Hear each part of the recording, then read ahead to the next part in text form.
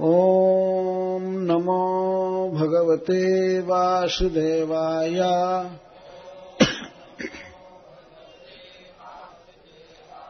ॐ नमो भगवते वासुदेवाय।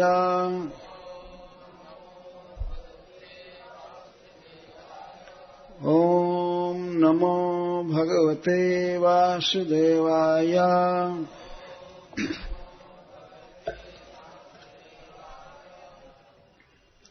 सत्वं विधत्स्वाखिललोकपालः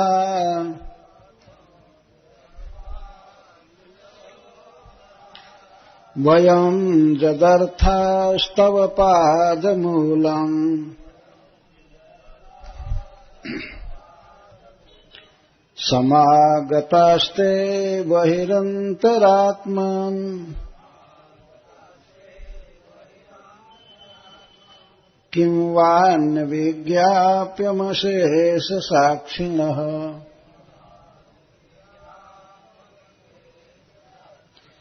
अहं गिरित्रश्च सुरादयो ये दक्षादयोऽग्नेरिव केतवस्ते। आदयोऽग्नेरिव केतवस्ते। किं वा विदामेश पृथग् विभाता। किं वा विदामेश पृथग् विभाता। विधात्स्वं नो द्विजदेव मन्त्रम्। विधात्स्वं नो द्विजदेव मन्त्रम्। श्रीशुक उवाच। एवं विरिञ्च्यादिभिरीडितस्तात्। एवं विरिञ्च्यादिभिरीडितस्तात्। विज्ञाय तेषां हृदयं तथैव।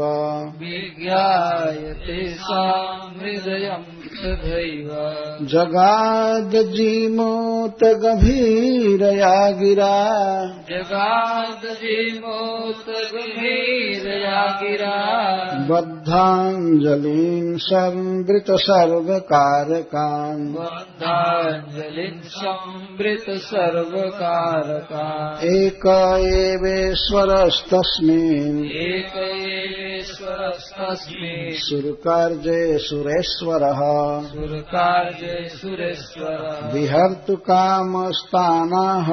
विहर्तु कामस्तानाः। समुद्रोन्मथनादिभिः। समुद्रोन्मथनादिभिः। श्रीभगवानुवाच। श्रीभगवानुवाच। हन्त ब्रह्मन् अहो शम्भो। हन्त ब्रह्मणो शम्भो। हे देवा मम भाषितम्। हे देवा मम भाषितम्। शृणुता वहिता सर्वे। शृणुता वहिता सर्वे। श्रेयो वह स्याद्यथासुरः। श्रेयो वह स्याद्यथासुरः। आज हम अभी डायरेक्ट चालू करते हैं, आवृत्ति में नहीं होगी। सह वे त्वाम आप विधत्स्व कीजिए। अखिल लोकपालः अखिल लोकपाला। सब जीवों के पालक हम लोग। सब जीवों के पालक वयं हम जदर्था जिस कार्य के लिए तव पाद मूलम आपके चरण कमल के मूल में समागतः आए हैं। ते आपके वे बहि बाहर अंतरात्मन हे अंतर्जामी। किंवा कौन सी ऐसी वस्तु है जो अन्य विज्ञाप्यम आपके लिए अन्यों के द्वारा विज्ञापन करने योग्य है। अशेष साक्षिणः आप तो सब कुछ के साक्षी हैं। आप तो सब कुछ के साक्षी हैं। सबके हृदय में रहते हैं। सबके हृदय में रहते हैं।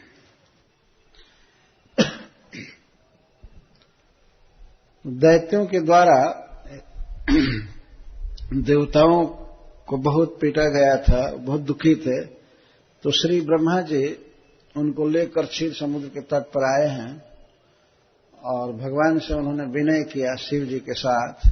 तो श्री भगवान प्रकट हुए हैं। तो प्रकट हुए भगवान की भी अनेक प्रकार से स्तुति कर रहे हैं। तो अब ब्रह्मा जी कहते हैं कि जदर्थः वयम तव पाद मूलम समागतः, जदर्थः जिस अर्थ के लिए, जिस प्रयोजन को पूरा कराने के लिए हम लोग आपके शरण में आए हैं, तो त्वम विधत्स्व, आप इसको पूरा कीजिए। हम बहुत दुखी हैं। जैसे पहले देवताओं ने कहा गजा दवारता इव गंग मम्भ, जैसे वन में, पहाड़ में, दवानल में फंसे हुए हाथीगण गंगा जी की शीतल धारा पा जाएं तो सुखी हो जाते हैं। इसी तरह से हे नाथ, हम आपको पा गए हैं, हम सुखी हैं, पर फिर भी हम कुछ विशेष आशय से आपके चरण कमल की शरण में आए हैं। जदर्थः तव पाद मूलम वयम आगतः, जिस उद्देश्य के लिए हम आपके चरण में आए हैं उसको त्वम विधत्स्व, आप पूरा कीजिए। तो श्री भगवान ने मानो कहा कि ठीक है, तो विज्ञापन कीजिए, बताइए क्या करना है, आपके हृदय में क्या है, कौन सा आपका कार्य हमें करना है। तो ब्रह्मा जी, भगवान शिव और अन्य देवता मिलकर कहते हैं कि हे अंतरात्मन, हे अंतर्जामी, आप तो सबके हृदय में रहते हैं, सबके हृदय की बात जानते हैं और अशेष साक्षी हैं। सबके हृदय में बसते हैं तो सब कुछ जानते हैं, सबके साक्षी हैं। तो आपके लिए वही किम विज्ञाप्यम, और भी अन्य विज्ञाप्यम, तो फिर आपके लिए कोई क्या बाहर से बताएगा तब आप जानेंगे। हृदय में ही कोई संकल्प उठते हैं और आप हृदय के अंतर्जामी हैं, अंतरात्मा हैं, तो आपके लिए अन्य के द्वारा वही विज्ञाप्यम किम, आप तो जानते ही हैं क्या कहना है उसको। तो भगवान मानो ये कहते हैं कि आप लोग कहिए कहिए क्या करूं मैं कैसे आपकी सेवा करूं, आपकी सहायता करूं, क्या करूं। तो लोग कहते हैं हे भगवान, आप तो अंतरात्मन हैं, अंतः की आत्मा है, अंतर्जामी परमेश्वर परमात्मा। आपको क्या विदित नहीं है कि कोई बाहरी व्यक्ति आपको कुछ बताएगा। वही विज्ञाप्य। तब मानो भगवान ये कहते हैं तो ठीक है, तब आप लोग ही कुछ कीजिए, जो हमसे कराना चाहते हैं तो आप लोग स्वयं कुछ कीजिए। तब कहते हैं हम क्या कर सकते हैं। अब ब्रह्मा जी कहते हैं अहम गिरित्रश्च सुरादयो, ये मैं और हिमालय पर्वत में रहने वाले, कैलाश में रहने वाले ये भगवान शिव, मैं शिव जी और दक्षादय सुरादय, दक्षा जी प्रजापति और इंद्रादि देवता, ये एक विशाल अग्निपुंज के विस्फुलिंग की तरह है, केतु की तरह है। केतु का अर्थ होता है चिंगारी। जैसे एक जगह विशाल अग्निपुंज हो और उसमें से कुछ चिंगारियां निकली हैं छोटी छोटी, तो हम लोग इस तरह से हैं। आप एक विशाल अग्नि की तरह हैं तो हम लोग एक चिंगारी की तरह हैं। तो किंवा विदा में से पृथक विभाता, हम क्या जान सकते हैं, क्या कर सकते हैं कि हमें क्या करना चाहिए। हम लोग आपसे पृथक विभाता, पृथक थोड़ी देर के लिए चमक रहे हैं। कोई चिंगारी जब अग्नि ज्वाला से पुंज से अलग होती है तो थोड़ी देर तक उसका प्रकाश रहता है, धीरे धीरे ठंडा होते होते वो समाप्त हो जाता है। तो हमारा तेज या हम में जो कुछ भी है केवल आपके संग से रहने से है। आपसे पृथक होने पर हम लोग अग्नि के विस्फुलिंग की तरह कुछ भी नहीं है। तो हम क्या जानते हैं, हम क्या करें, हमको हमारी कोई बुद्धि काम नहीं कर रही है। श्रील विश्वनाथ चक्रवर्ती ठाकुर कहते हैं कि इस समय हमारा बुद्धि चातुर्य रसातलम गतम, रसातल चला गया है। हमसे न कुछ सूझ रहा है कि क्या करें, न ये जानते हैं कि हित किसमें होगा, कुछ समझ में नहीं आ रहा है। आप ही कुछ हम लोगों को बताइए। विधत्व समनो द्विजदेव मंत्रम, ब्राह्मणों और देवताओं के हित के लिए क्या आवश्यक है, शांति का क्या उपाय है, हम लोग कैसे सुखी हों, आप ही बताइए। बल्कि आप ही कर दीजिए। देवता लोग ये भी कहते हैं, लेकिन थोड़ा सा भगवान से संकोच कर रहे हैं कहने में। इन्हें बताइए, हम लोग को आज्ञा दीजिए कि हम क्या करें। वैसे करने की शक्ति तो हम लोग में नहीं है। अच्छा होता कि आप कर ही देते पूरा। लेकिन संकोच से पूछते उपाय बताइए, कैसे हित होगा हमारा, कैसे हम सुखी होंगे, उपाय बताइए। तब श्रील सुखदेव गोस्वामी कहते हैं कि भगवान इस तरह बोले। श्रील सुखदेव गोस्वामी कहते हैं कि एवं विरिंचा दिभिरीडितस्तद विज्ञायतेषां हृदयं तथैव। इस प्रकार विरिंच आदि अर्थात ब्रह्मा जी जिन देवताओं में प्रधान हैं, उन ब्रह्म प्रधान देवताओं के द्वारा एवं ईडितः, इस प्रकार से जब भगवान प्रशंसित हुए कि प्रार्थना की गई, तो विज्ञायतेषां हृदयम, उनके हृदय में जो था उसको जानकर भगवान ठीक वैसा ही बोले। देवताओं के हृदय में क्या था कि हमारे हित के लिए उपाय बताइए, हमें कैसे शांति मिलेगी, सुख मिलेगा। स्वर्ग तो चला ही गया है, वो बलि के हाथ में चला गया था, दैत्यों का शासन हो चुका था। देवता शासन भी खो दिए थे, ऊपर से उनके शरीर पर बहुत घाव भी थे, पिटाई भी हुई थी, दुर्दशा हो गई थी। तब इस दशा में इस विश्व के जो सबसे बड़े मैनेजर हैं भगवान ब्रह्मा जी, और उनकी शरण में लोग गए हैं, तो ब्रह्मा जी अब देवताओं को दिखा करके भगवान से कह रहे हैं कि इनकी ये हालत है, क्या करेंगे। इसलिए आप ही कोई उपाय बताइए। तो ये उनका हृदय था। यहाँ हृदय का अर्थ है हृदय में छिपा हुआ डिजायर, इच्छा। भगवान कुछ उपाय बतावे और सरल उपाय होना चाहिए शांति का। तो तथैव, जैसी उनकी इच्छा थी उसके अनुसार ही भगवान उपाय बताए, बोले। भगवान की बोली कैसी है, जीमूत गभीरया। जीमूत बादल को कहे तो मेघ को, मेघ के समान गंभीर वाणी है भगवान की। भगवान को कभी भी ये लाउड स्पीकर की जरूरत नहीं पड़ती है। तो बादल जब गरजता है तो ऐसा नहीं है कि कहीं माइक पर लाउड स्पीकर पर गरज रहा है, कई किलोमीटर में आवाज जाती है और बहुत गंभीर सुखद। भगवान इस तरह से बोलते हैं। हमेशा भगवान की वाणी का ये विशेषण दिया गया है, भगवान मेघ की तरह बोलते हैं, मेघ की तरह व्यापक दूरी में आवाज जाती है और बहुत मधुर। जिमूत गभीरया गिरा जगाद, बोले। और देवता कैसे खड़े थे, ब्रह्मा जी, शिव जी और सब देवता, बद्धांजलिम संवृत सर्व कारकान, उनकी सारी इंद्रियां बिल्कुल संयम में थी, अर्थात वे सब वाणी को रोक करके चुपचाप सुन रहे थे, बोल नहीं रहे थे, कान की वृत्ति सब समाहित थी। भगवान क्या बोलते हैं, भगवान की बात सुनने के लिए सारी इंद्रियां बिल्कुल समाहित थी।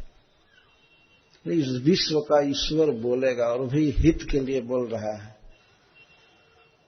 हम लोग कभी कभी सुनते हैं कोई देश का बड़ा आदमी टेलीविजन पर या रेडियो पर कुछ संदेश देता है देशवासियों के लिए, तो उसे बड़े प्यार से ध्यान से सुना जाता है कि इस विशेष अवसर पर इन्होंने क्या कहा। यहां तो श्री भगवान बोल रहे हैं और ब्रह्मा आदि देवताओं के सामने, तो इसीलिए संवृत सर्व कारकान, कारक इंद्रियों को कहते हैं, तो सारी इंद्रियां समाहित थी। शायद बाणी चौपे, कान भी दूसरे तरफ वृत्ति नहीं रखा था, हाथ पैर बिल्कुल समाहित और अंजलि जोड़े हुए थे। भगवान के सामने हाथ जोड़ करके ब्रह्मा शिवादि देवता खड़े, बद्धांजलिन संवृत सर्वकार कान, ऐसे देवताओं से श्री भगवान बोले। पहले संबोधन करते हैं, तो इसके पहले श्री सुखदेव गोस्वामी कहते हैं, एक एवेश्वरस् तस्मिन् सुरकार जय सुरेश्वर। श्री विष्णु सुरेश्वर हैं, सुराणाम ईश्वर, समस्त देवताओं के वे कंट्रोलर हैं, स्वामी हैं। मनुष्य आदि जीवों की तो बात ही क्या है, सुरेश्वर। वैसे इंद्र भगवान है सुरेश या सुरेश्वर नाम से प्रसिद्ध हैं, परंतु वह केवल औपचारिक ईश्वरताई है इंद्र की। वास्तविक ईश्वर भगवान विष्णु हैं, तो उनको सुरेश्वर श्री सुखदेव गोस्वामी कहते हैं, समस्त सुरों के देवताओं के ईश्वर। प्रकट लीला में आप सुन ही रहे हैं कि भगवान किस तरह से ईश्वर हैं देवताओं के। ऐसे सुरेश्वर भगवान एक एव तस्मिन् सुर कार्य ईश्वर, देवताओं का जो काम करना है जिससे उनका हित होगा, उस देव कार्य में अकेले ही ईश्वर हैं, अर्थात समर्थ हैं। भगवान अकेले ही समर्थ हैं सब कुछ करने के लिए। किस कार्य में समर्थ हैं? जो कार्य कहेंगे करने के लिए, अर्थात मंदराचल पर्वत वो अकेले ला सकते थे, समुद्र को मथ करके वो अकेले अमृत पैदा कर सकते हैं, सब कुछ। और वास्तव में भगवान ने अकेले किया है। ये तो नाम भर है देवताओं का और दानवों का, लोग कुछ नहीं किए। आप आगे सुनेंगे किस तरह भगवान सारा कार्य किए। तो एक एव ईश्वर तस्मिन् सुर कार्य, उस सुर कार्य में एक अकेले ही समर्थ हैं, फिर भी विहर्तु कामः ताना, भगवान विहार करने की इच्छा से उनसे इस तरह बोले। दैत्यों और देवताओं के साथ मिल करके भगवान कुछ विहार करना चाहते थे। भगवान कभी भार नहीं ढोए हैं, तो कुछ वजन उठाने की इच्छा हो रही थी। और मंथन दंड पकड़कर मथने की इच्छा हो रही थी, कई कई इच्छाएं हो रही थी। भगवान की इच्छाएं भी भगवान जैसा होती हैं। तो विहर्तु काम मतलब विहार करने की इच्छा से। एक बार तो एक भक्त कह दिए कि भगवान बोर होते हैं कभी कभी, लीला करने को नहीं मिलता है। लेकिन ऐसी बात नहीं है, भगवान तो आनंद घन है, पर फिर भी एक विशेष विहार करने की इच्छा से उन्होंने देवताओं से इस प्रकार कहा। क्या विहार करना चाहते थे? समुद्रोन्मथनादि। भगवान की इच्छा हुई कि मैं अपने ही जीव दैत्य या देवताओं के साथ मिल करके समुद्र मंथन करूं। अरे कोई घड़े में, मटके में 5 किलो 10 किलो दही मथे, ये तो स्वाभाविक है। लेकिन समुद्र ही मथने की सोचा जाए तो ये तो केवल भगवान ही कर सकते हैं। कितना बड़ा मंथन दंड आएगा और कहां कहां खड़ा होकर के उसको चलाया जाएगा। पूरे समुद्र का पानी आंदोलित करना है, वो भी क्षीर समुद्र का, जो इस समुद्र से कई गुना बड़ा है, उसको मथना है। तो भगवान इस मंथन क्रिया के द्वारा विहार करना चाहते हैं, आनंद लेना चाहते हैं। विहार का अर्थ होता है आनंद लेना। तो इस प्रकार देवताओं से कहते हैं। सबसे पहले उन्होंने संबोधन किया, हंत ब्रह्मन अहो शंभो। ये संबोधन है भगवान का। ब्रह्मा जी, भगवान ने कहा, भगवान बहुत सुशील व्यक्ति हैं, बहुत अच्छा बोलते हैं। तो हम तो आदर शब्द में है, हे ब्रह्मा जी, अहो शंभो, और हे शंभु जी, हे शिव जी। भगवान शिव का एक नाम शंभु है, तो भगवान उस नाम से संबोधित करते हैं, शंभु। शंभु का अर्थ होता है जो कल्याण या शांति की भूमि हो। शंभु, भू माने भूमि और शम माने शांति, सुख। भगवान शिव सुख और शांति के भूमि है, इनसे कल्याण होता है सबका। यही एक ऐसे देवता हैं जो कभी किसी से झगड़ा नहीं करते। झगड़ा क्या होगा, रहते हैं पेड़ के नीचे तो खेत आदि के लिए झगड़ा हो ही नहीं सकता है। आज तक अपने लिए कोई फ्लैट नहीं बांधे, कोई सवारी हाथी घोड़ा नहीं रखे, बूढ़ा बैल रखते हैं। झगड़ा क्या होगा? झगड़ा तो उससे होता है जो दखल करना चाहता है, हमारा ये हो जाए, वो हो जाए, वो। और वो हैं जगत के ईश्वर, भगवान हैं, लेकिन कोई भी संग्रह नहीं रखते।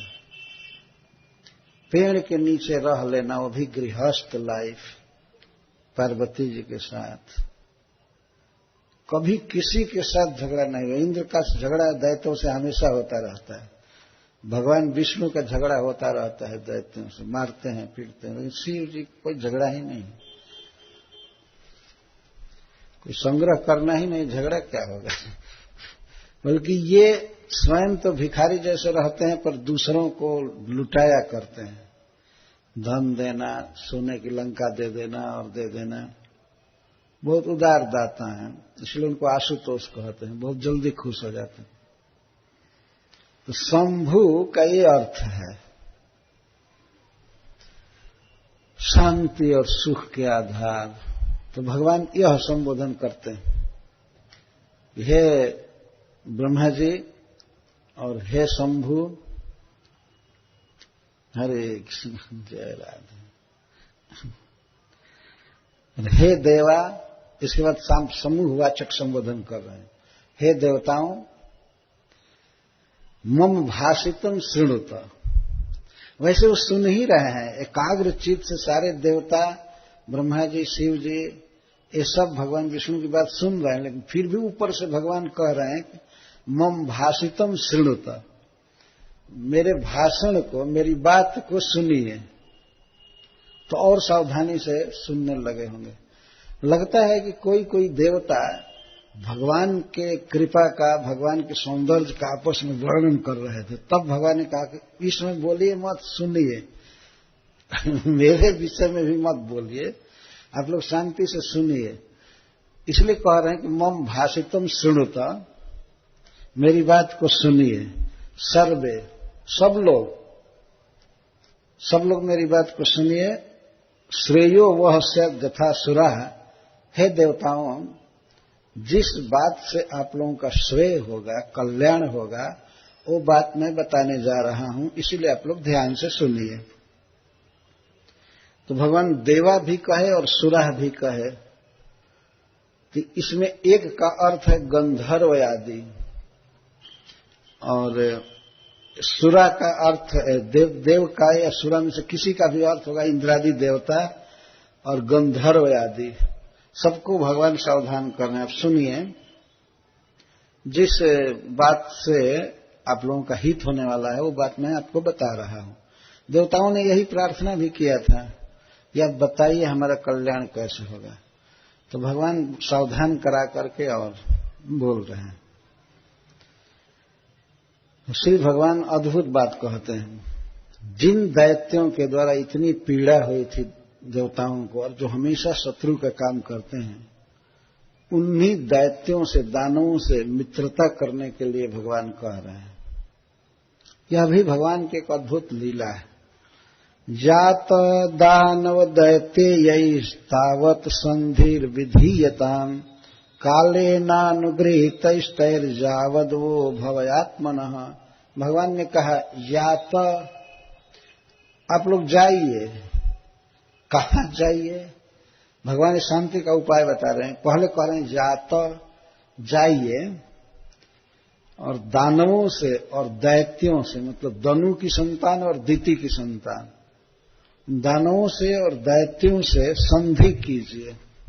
संधि विधीयता, कॉम्प्रोमाइज कीजिए, भगवान ने कहा।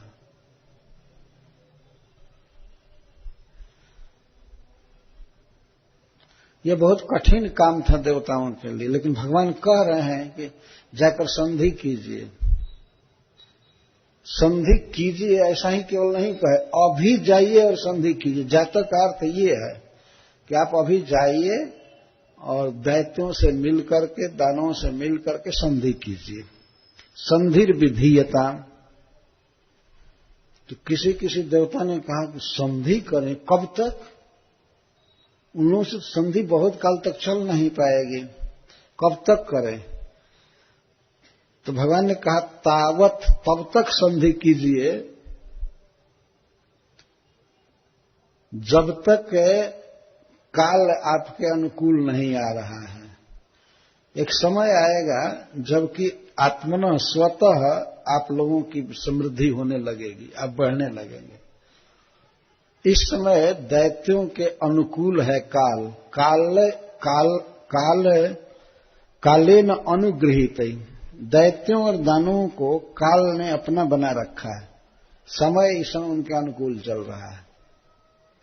तो समय जिसके अनुकूल चल रहा हो उससे झगड़ा करना ठीक नहीं है।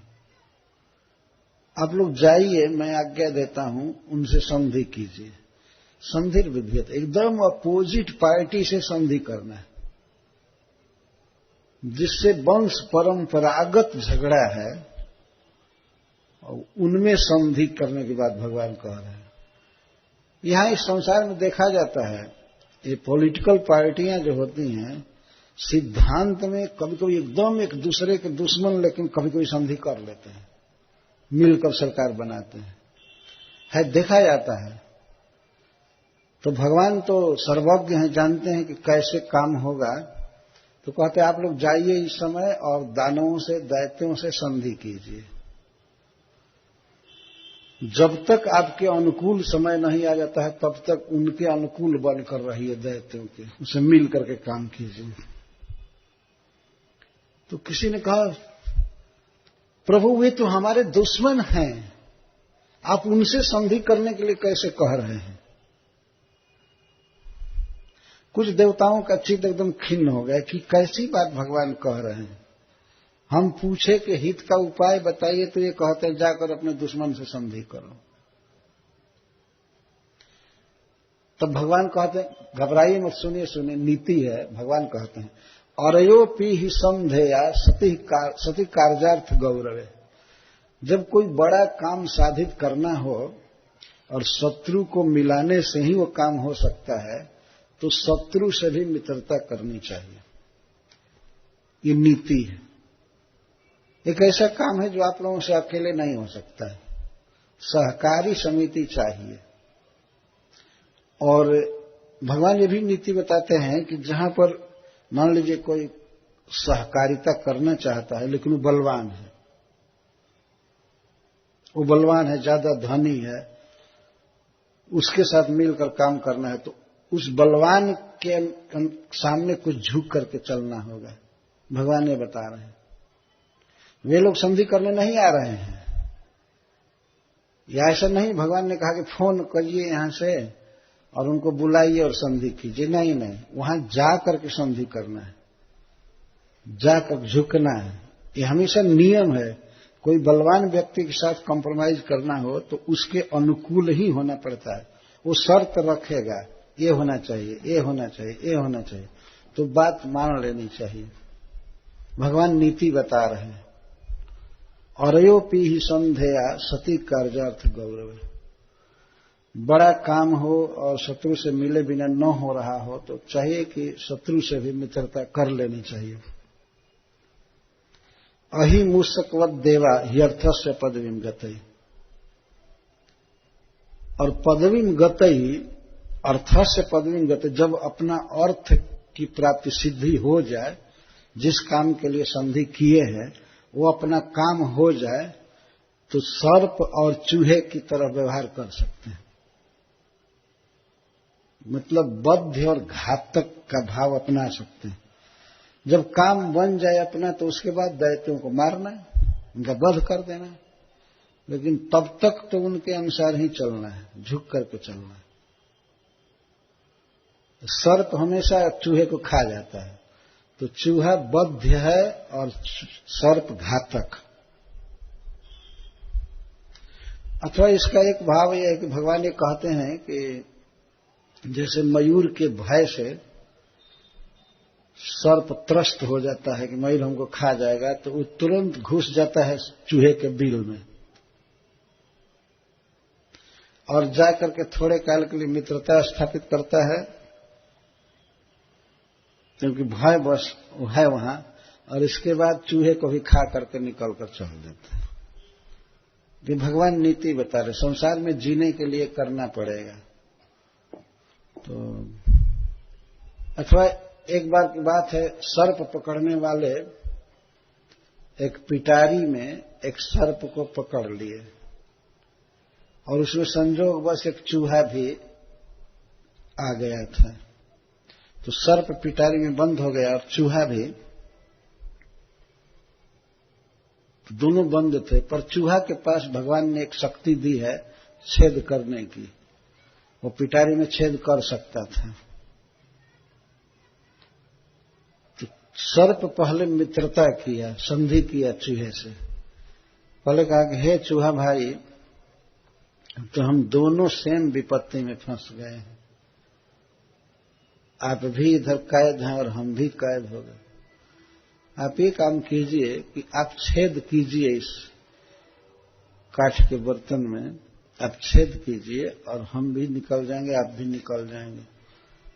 उसने कहा कि हाँ ठीक है, हम छेद कर देंगे। तो छेद कर रहा था ऊपर, तो चूहा के पकड़ में नहीं आ रहा था मुख उसका। तो सर्प ने कहा कि आप ऐसे कीजिए कि हमारे मस्तक पर चढ़ जाइए, मैं फण फैलाता हूं और मेरे मस्तक पर चढ़ करके कुतर दीजिए ऊपर। तो कहा ठीक है ठीक है। तो मूर्ख चूहा ये समझ रहा था कि सर्प आज हमारे अधीन हो गया है और अपने मस्तक पर हमको उठाया है। जब छेद हो गया तो सर्प पूछता है, पूरा हो गया ना, इसके मध्य से हम लोग निकल सकते हैं ना, जरा नापने दीजिए हमको। तो कहा ठीक है नाप लीजिए। तो सर्प पूरा निकल गया, मतलब निकलने भर हो गया था, और निकल करके कहा कि हे मूषिक भाई, अब आप निकलिए, छेद कर चुके। और ऊपर जब मूस निकला तो उसको गप से पकड़ लिया, सांप खा करके चल दिया। तो ये है मित्रता, और भगवान यही कॉम्प्रोमाइज करने के लिए सिखा रहे हैं, क्योंकि ये दैत्य बड़े बदमाश हैं, बहुत खल हैं। उनके साथ इस तरह के व्यवहार को बताना ये भगवान के लिए बिल्कुल ठीक है। तो आप लोग संधि कीजिए, एक बहुत बड़ा काम करना है। तो कुछ देवताओं ने पूछा कौन सा काम करना है, उनसे मिल करके कौन सा काम करना है। तो भगवान कहते हैं अमृतोत्पादने जत्न क्रियतम अविलंबितम। आप लोगों को अविलंबितम, बिना देर के समुद्र मंथन करना है, अमृत उत्पन्न करना है। जस पीतस्य वै जंतुर मृत्युग्रस्त अमरो भवेत्। जिस अमृत को पी लेने पर जन्म मृत्यु में फंसा हुआ जीव भी अमर हो जाता है। तो अमृत निकालना है, अमृत मतलब अमृत उत्पादने जत्न क्रियताम, अमृत प्रोड्यूस करने के विषय में प्रयास करना है, काम करना है, वो भी अविलंबितम, और देर मत कीजिए। अब आप लोग अभी जाइए, संधि कीजिए और काम चालू कीजिए। बहुत फार्म भरने की जरूरत नहीं थी, और यह काम हुआ काम। आजकल कोई छोटा सा काम करे आदमी तो पहले सरकार से इतना दरखास्त दे करके लिखवाओ, ये अप्रूव करो। एक घर बनाने चलिए तो नक्शा पास कराओ, ये करो ये करो। भगवान कहते हैं अविलंबितम, उसे विलंब नहीं करना है। अब तत्काल आप लोग काम कीजिए। अमृत उत्पादन करना है। अमृत का अर्थ है ये नहीं मरना, जो अमर कर देता। तो भगवान कहते हैं जस्य पीतस्य वही जंतो हो मृत्युग्रस्तो अमृतो भवेत्। मृत्यु से ग्रस्त है व्यक्ति, लेकिन अमृत पी ले तो कुछ काल के लिए बिल्कुल नहीं मरेगा, शरीर बिल्कुल स्वस्थ हो जाएगा। तो इसलिए आप लोग अमृत उत्पन्न करने के फेर में पड़िए और शीघ्र कीजिए। और क्या क्या करना होगा? देवताओं ने भगवान से पूछा कि और क्या क्या करना होगा। तब भगवान कहते छित्वा क्षीरो दधौ सर्वा बीरु तृण लचौषधि। और देवताओं ने भी पूछा कि कहाँ उत्पन्न करेंगे अमृत को, कैसे उत्पन्न करेंगे? तो भगवान ने कहा सुनिए, क्षीरो दधि में, क्षीर समुद्र में बहुत गुणवती औषधियां, लताएं, गुल्म और तृण, 4 का नाम है। कुछ लताएं उसमें डालिए और गुल्म में तृण घास डालिए क्षीर समुद्र में, और फिर मथिए। कैसे मथेंगे? तो भगवान कहते हैं मंथानम मंदरम कृत्वा, मंदर पर्वत जो 10,000 योजन ऊंचा है, 40,000 कोस, 80,000 माइल तो ऊंचा है और उसी हिसाब से चौड़ा है, फैला हुआ है। भगवान ने कहा कि मंदराचल को मंथन दंड बनाइए, मथानी बनाइए, और नेत्रम कृत्वा तो वासुकी, और उस पर्वत में लपेटने के लिए वासुकी जी को रस्सी बना करके मथिए। बहुत सरल उपाय भगवान बता रहे हैं। तो वासुकी को रस्सी बनाना है और मंदराचल पर्वत को मथानी बनाना, तो बना करके और मथिए। और क्षीर समुद्र में, अच्छा दूध में गुल्म तृण लता औषधि डालना है। श्रील प्रभुपाद जी इस श्लोक के तात्पर्य में लिखते हैं कि दूध में कुछ खास प्रकार की औषधि, लता, घास डालने पर अगर मथा जाए तो जो परिणाम निकलेगा वो अमृत जैसा फायदा करता है। पता नहीं कौन कौन उसमें जड़ी बूटी डाली जाएगी और मथा जाएगा तो दूध से अमृत निकलेगा। तो दूध के समुद्र में भगवान ने ये कहा डालने के, बीरु तृण गुल्म लता औषधि 5, इसको डाल करके और मथिए। मंदराचल पर्वत को मथानी बनाइए, और वासुकी नाग जो सबसे बड़े सर्प हैं, बहुत मोटे हैं और बहुत लंबा है, पर्वत में कई बार उनको लपेटा जा सकता है, अन्यथा इतनी बड़ी रस्सी कहां से आएगी और दूसरी रस्सी टिक कैसे सकेगी? एक बार खींचने में इधर से टूटकर खत्म हो जाएगी। वासुकी तो बहुत मजबूत रस्सी है। किसी किसी देवता ने कहा कि तो प्रभु वो कैसे स्वीकार करेंगे रस्सी बनने के लिए? इस पर्वत में उनकी जान चली जाएगी। तो भगवान ने कहा कि उनको कुछ अमृत देने का वादा कर दो तो वो तैयार हो जाएंगे। उनको भी दे देना है। और यही हुआ फिर था वास्तव में। तो भगवान ये कहे, और इसके बाद किसी ने कहा कि हम लोग उन लोगों के साथ अगर मथेंगे तो दानव पहले से ही मजबूत हैं, स्वर्ग पर भी उन्हीं का शासन है, सत्तारूढ़ पार्टी के हैं, तो अपने ही हम लोगों को मार करके पी जाएंगे, हम लोगों को मिलेगा नहीं। हम लोगों को विश्वास नहीं है कि हमें अमृत मिलेगा, दैत्य सब ले लेंगे। तो भगवान कहते हैं सहायेन मया देवा निर्मथध्वम अतंद्रिता, मैं रहूंगा आपकी सहायता करने के लिए, आपके साथ ही रहूंगा।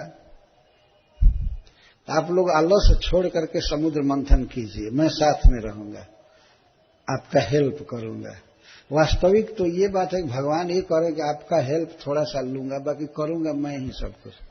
पर भगवान ऐसे बोल रहे हैं कि सहायन मया, मैं सहायक रहूंगा आपके साथ, आप चिंता मत कीजिए। तो किसी ने कहा कि लेकिन दैत्य तो पहले से ही बलवान है, वो हम लोगों को मार करके काम करा करके और फिर छीन करके पी जाएंगे, मारेंगे भी जैसे पहले मारे हैं, अभी भी तो मार खा करके आए। तो भगवान ने कहा कि नहीं, क्लेश भाजो भविष्यन्ति दैत्याय जुजम फलग्रह। भगवान ने आश्वासन दिया कि दैत्यों को केवल क्लेश हाथ लगेगा, केवल दुख, मथने में जो परिश्रम है केवल वही लगेगा, उन लोगों को एक बूंद भी अमृत नहीं मिलेगा। मैं हूं ना वहां पर, आप लोग चिंता मत कीजिए। ये जब भगवान ने आश्वासन दिया तब देवताओं को बड़ा भरोसा हुआ, तब तो ठीक। जब आप रहेंगे तब आशा है, विश्वास है। तो भगवान ने कहा कि दैत्यों से काम कराना है, अमृत आप लोगों को मिलेगा।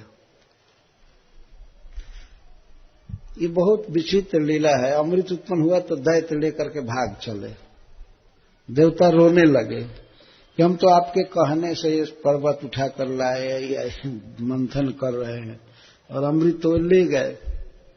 तो भगवान ने कहा अपने भक्तों से चिंता मत करो, मैं अभी बहुत सरल उपाय से ला देता। तो श्री भगवान एक परम सुंदर स्त्री का रूप धारण किए और जिधर लेकर के वो भाग रहे थे, हम पहले पिएंगे, पहले मैं पीऊंगा, तुम नहीं, तुम तो केवल खड़ा था, तुम मथने में परिश्रम नहीं कर रहा था, मुझे पहले पी लेने दो। तो आपस में उनमें झगड़ा हो गया, मैं पहले पीऊंगा। तब तक तो मोहिनी को देखे। मोहिनी को देखे तो किसी ने कहा कि अरे मूर्ख कहीं कि इस पानी में क्या रखा, ये असली अमृत देखो सामने आ रहा है। तो वे तो भूल गए भगवान को देख करके स्त्री के रूप में, और कैसे कैसे भगवान ने ट्रिक करके उनका अमृत ले लिया कलश। वो लोग अपने आप दे दिए मोहिनी को, भगवान के हाथ से छीनकर भागे थे और एक स्त्री के हाथ में दे दिए। स्त्री ने कहा कि अजी हमारा विवाह नहीं हुआ है और मैं आज तक रसोई नहीं बनाई हूं, परसी नहीं हूं, तो हमको बुद्धि नहीं है, किसी के लोटा में भर लोटा मिल जाएगा, किसी को एक बूंद भी नहीं मिलेगा, जिसको नहीं मिलेगा वो हमको गाली देगा, मारेगा, इसलिए मैं नहीं बांटूंगी, आप लोग अपना घड़ा ले लीजिए, आप लोग बांट लीजिए। वो लोग कहते अरे बाप रे बाप, कितनी शुद्ध ज्ञानवती स्त्री है, गलती हो जाएगा। किसी ने कहा अमृत को छीन करके असुर के हाथ से उसके हाथ में दे करके दे ही दिया था। कहा कि नहीं, तुम गलती कर ही नहीं सकती हो, गलती कर ही नहीं सकती हो, और अगर गलती हो जाए तो बोलो, सब लोग स्वीकार करते हो ना, जैसे बांटेगी वो स्वीकार है ना। सबने कहा हाँ, जो भी करे उचित होगा, हम स्वीकार करते हैं। और मोहिनी को तो करना था, इन दुष्टों को देना नहीं था अमृत, अपने भक्तों को, देवताओं को देना था। बैठा करके पंक्ति में ये कहीं जगह, और भगवान ने उन लोगों को अमृत नहीं दिया। ऐसे लाइन बनाए, एक तरफ दैत्य लोग बैठे थे, भगवान ने ऐसे संकेत किया, जो अपने आदमी हैं थोड़ा किनारे बैठाइए, ऐसे धूर्तता करनी थी भगवान को। तो लोग बैठे थे कि अब अमृत मिलेगा, और मोहिनी अमृत का कलश लेकर के दैत्यों के लाइन में घूम रही थी, उनके तरफ देख रही थी, मुस्कुरा रही थी और कहती थी आप धीरज रखिए, थोड़ा ऊपर का छिछला है ना, जो ज्यादा पानी मिला हुआ, वो उन लोगों को दे दो, वो लोग बैठे हैं देवता, वो भी पीना चाहते हैं।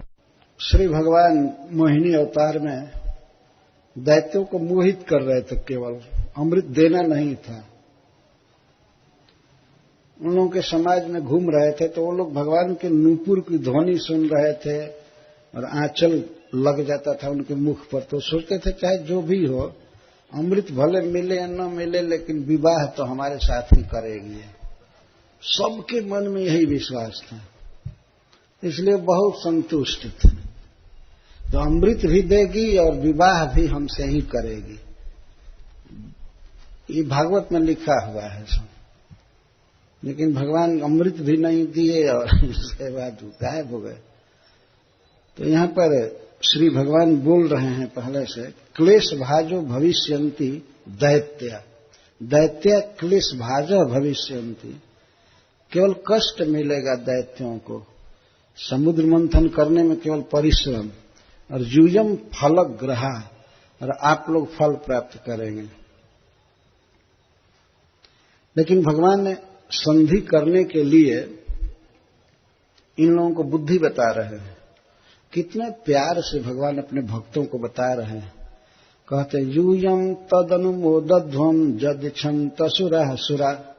हे देवताओं, असुरः जद इच्छन्ति तद अनुमोदध्वम।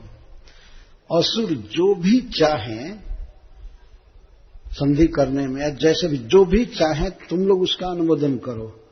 कहो ठीक है, ठीक है, ठीक, हम ये लेंगे, हम ये लेंगे। समुद्र से कई चीजें उत्पन्न होगी, तो कहेंगे हम ये लेंगे, हम ये लेंगे, तुम लोग अनुमोदन करना, ठीक है। और कॉम्प्रोमाइज करेंगे। संधि भी जब होगी, जब दोनों पार्टी मिलेगी, तो चूंकि वो बलवान पार्टी है, तो अगर झुकाएगी, नहीं ये होगा, ऐसा होगा, ये होगा, तो ठीक है, अनुमोदन करना। क्योंकि नियम है कि किसी बलवान के साथ जब कोई संधि करता है तो बलवान की बात को रखना पड़ता है, उसकी इच्छा के अनुकूल चलना पड़ता है, तब संधि होगी, नहीं तो नहीं होगी। ये भगवान अपने भक्तों को, देवताओं को बुद्धि दे रहे हैं। यूयम तद अनुमोदध्वम जद इच्छन्ति असुरा सुरा।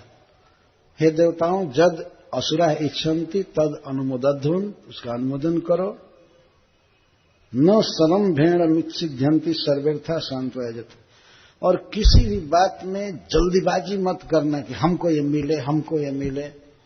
शांति से जितने अर्थ साधित होते हैं, शांति से जैसा काम बनता है उतने घबराने से नहीं बनता है। तुम लोग घबराना मत। सामान्य नीति भगवान सिखा रहे हैं कि जितना शांति से अपना अर्थ प्राप्त होता है, पूरा होता है, उतना झगड़ा करने से, घबराने से नहीं होता। धैर्य रखना, क्योंकि बिल्कुल विपरीत समाज से संधि होने जा रही है। और दैत्य का मतलब ही है किसी भी विषय में मैं भोगूंगा, मैं भोगूंगा, मैं मेरा, ऐसे लोगों के साथ संधि करने जा रहे हो। तो वो जो भी इच्छा करे, जो भी कहे, वो सब स्वीकार कर लेना। और भगवान आश्वासन देते हैं कि मैं वहां रहूंगा ना। ये मत सोचना कि अब तब तो सब कुछ ले ही जाएंगे वे। भगवान ने पहले ही कह दिया वे अमृत नहीं ले पाएंगे। लेकिन अपने भक्तों को प्यार से सिखा रहे हैं कि तुम लोग घबराना मत, झगड़ा मत करना। और अंत में ये सिखा रहे हैं कि न भेतव्यम कालकूटा विषा जलधि संभवात। समुद्र से कालकूट विष उत्पन्न होगा। तुम लोग डरना मत कि मर जाओगे। न भेतव्यम, भय मत करना। भगवान के कहने का आशा था कि उसको शिव जी पी जाएंगे,